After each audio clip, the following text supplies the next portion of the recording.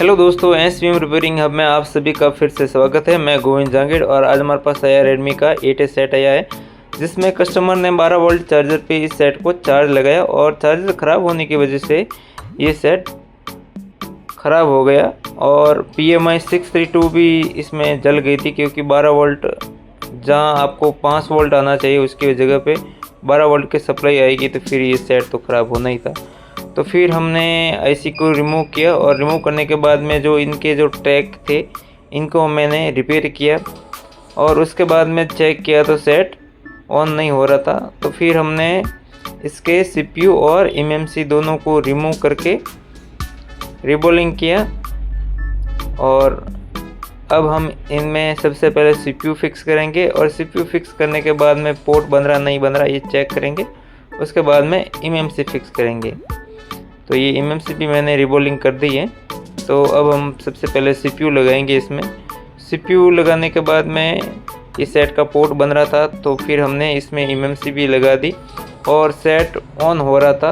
पर इसमें एक चार्जिंग की दिक्कत आ रही थी कि सेट चार्ज लगा रहे थे तो सेट चार्ज का लोगो तो आ रहा था पर चार्जिंग प्लस नहीं हो रही थी। तो इसमें एक ये दो कैपेसिटर थे कॉर्नर वाले, दोनों गायब थे। एक तो बूट कैप गायब था और एक 5 वोल्ट पे वीबस की लाइन पे जो कैप लगा रहता था, ये दोनों कैप गायब थे। ये है बूट कैप।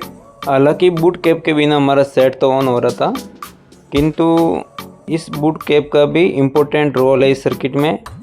ये जो बूट कैप की लाइन है ये आईसी के अंदर जा रही है और दूसरा बूट कैप का सिरा है वो PPS लाइन से जुड़ा हुआ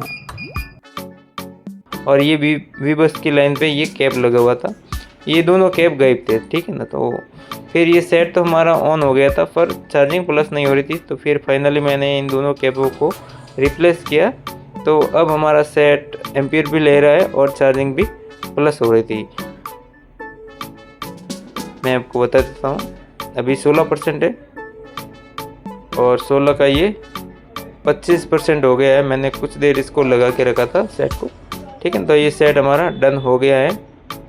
मैं आपको बता दूँ, यही बोर्ड है, इसी को हमने रिपेयर किया है। तो thank you for watching. Like share subscribe करना ना भूले।